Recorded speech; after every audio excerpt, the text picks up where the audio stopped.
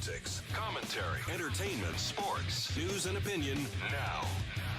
Here is Steve Malzberg.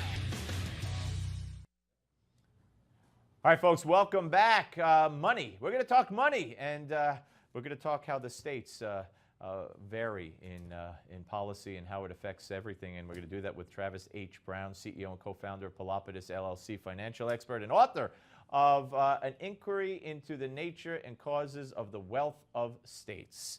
Congratulations on the book. Thank you. New York Times bestseller, the whole 9 yards, and thanks for coming in. Let's start with LeBron James. Sure. Because it's the news of the day, and it was a surprise to some. Right. He went from a state in Florida that has no state income tax, which is very attractive, has been very attractive to athletes. Tiger Woods admitted he moved from California there for that reason. Right. And then when Phil Mickelson said something similar, he got in trouble. I don't know why. But LeBron just went from zero personal state income tax to about almost 6% in Ohio. Why do you think he would do something like that? Well, I think it's a home move. It's not a move about money. We see that with his efforts there. He's doing something different than when he left Cleveland to gain more. Right. In fact, incidentally, the last move out of Cleveland towards Miami, he was offered more gross pay to come here to New York and turn that down. Yeah. It makes a lot of sense that you keep more of that which you earn in places like Miami, Florida, also San Antonio this year. Yeah. So both championship teams were playing in an Zero. environment where there's no price on work, which is Yeah. a subject we often cover in Wealth of States. That's very interesting. I hadn't heard that discussed before, but he's making so much money it probably doesn't affect him anymore. I mean, you know. Not only has he had an incredible career, and we're all excited to see his motivations going back to Cleveland. I wish him well there, but it's looking like he's having a great year outside of basketball. The endorsements and everything. So he makes so much money that he's able to say, you know what? I don't care about the income tax anymore. Right. But businesses and normal people, quote unquote, and people who can't have that kind of attitude, who don't make billions or millions of dollars, they do care. Right. And you see that in where people are migrating to and from. We see it in cities, counties, and states, and in fact, he'll have a lot of fans back in Miami, strictly because Cuyahoga County often migrates towards South Florida. Right. So that pattern in the Midwest and higher tax states is something we've seen across the country. We've looked at over 20 years of Internal Revenue Service data where we know how voters are moving with their feet and taking their wallet. Generally, we're seeing taxpayers fleeing high tax states like Ohio, like Pennsylvania, like New Jersey, like New York, and going towards low tax states where there's no price on work. Places like Florida, Texas, Tennessee, Washington State, and places out west like Nevada, and even in New England, New Hampshire. Well, why don't the states that aren't on board, why don't they get it?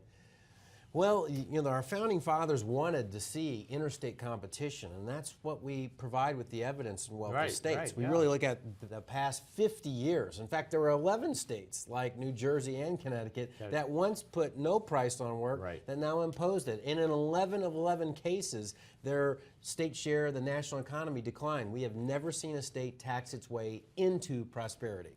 No, never, and that's why I asked the question again. Why don't they get it? I don't understand, because you got states that just keep raising taxes and want to penalize the wealthy. The millionaires tax in New Jersey, which kicks in at $500,000. It's not even a millionaire's tax, but they like to demagogue the issue, demonize the successful and the quote unquote wealthy, and every state that does that, and you'll bear this out better than me, suffers. Right.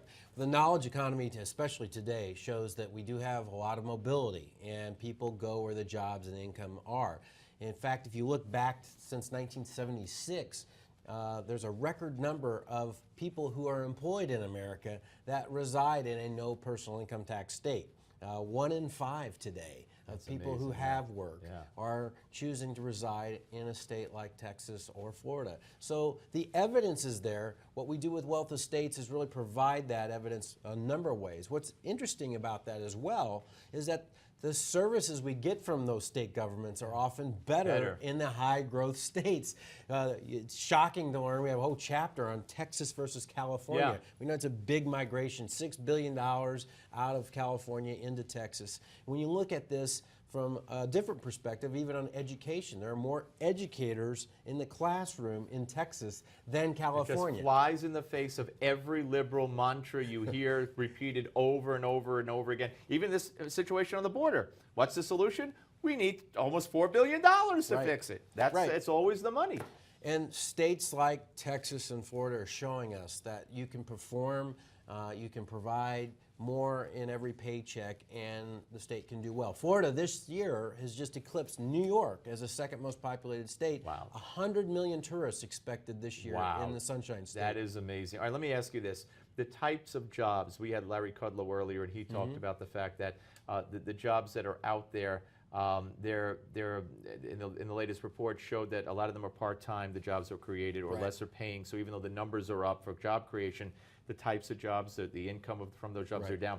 How are people reacting to the new reality, which I hope it's not a permanent reality, but the new reality as it exists in deciding where to live? In other words, I got a job, or I want a job, and it's available here, but it's a low-paying job. Maybe I'll go somewhere else. How is today's economy affecting the migration? Well, as John Boehner would say, where are the jobs? We were hoping that the federal government, a little bit. And it really is a problem when we have a flatlined economy. We really do need to see a better jobs policy there. There are two terms that seep into our culture today: 49ers and 29ers. 49ers refer to companies that will refuse to expand the workforce past that 50th employee because of the new federal definition that imposes a lot of higher taxes on them. 29ers, the second term, it refers to a lot of people that are underemployed or getting 2 part-time jobs where they cannot exceed 30 hours of work. And we know this is hitting millennials hard. We know it's hitting a lot of middle-income families, and it doesn't have to be this way. So we really do need to see a better emphasis on jobs in the economy. What about Obamacare? How much of this is, and what you mentioned as far as employers saying, I can't employ these many people, I can't give these many hours. Is this mostly Obamacare? These are two definitions that came straight out of national health care there. And that's an unusual situation where you have prices and incentives arbitrarily set from those kinds of policies. And that's part of the reason we're not seeing the recovery, because we have basically a lot of uncertainty tomorrow. We can't book it to market in all cases, but we know it's there, so people lower their expectations today and they don't hire more workers. As we become more and more of a dependency state because of the economic policies in place federally and in a lot of states, where, and I think nationally, more people are getting onto getting disability than are getting employment year by year.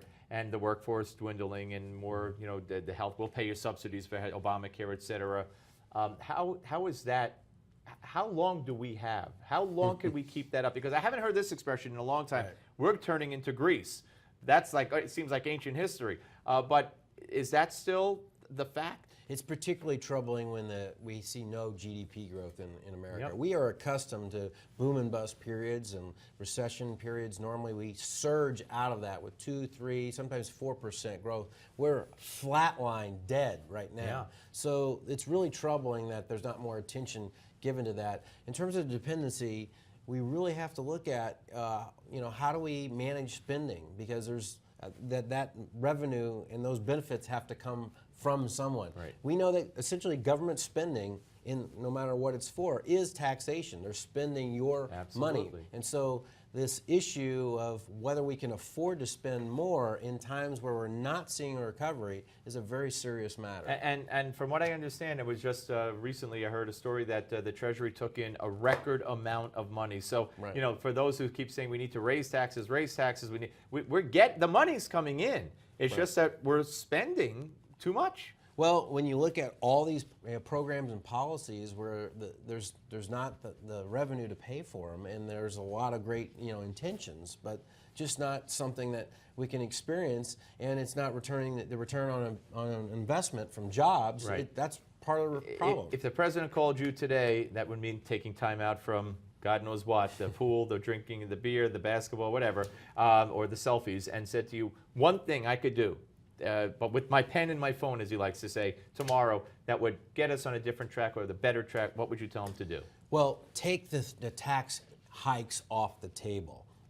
There are many programs, and Because that creates uncertainty. that's correct? exactly Yeah. right. If just the announcement is saying, you know what, I had these intentions, but it's clear that it's not stimulating the economy, it's clear that it's in the way. If there were certain things just like that took off the table, the economy would immediately recognize that as a strong economic signal. Travis H. Brown, I thank you so much. And folks, the book, The Wealth of States, and as you could tell, it's a wealth of knowledge and information. And thank you very much, Thank you. and congratulations on hitting the New York Times bestseller list. Okay, folks, when we come back, it's Give Me Five time. And I got to tell you, after talking to Travis, I don't know. I'm in New Jersey.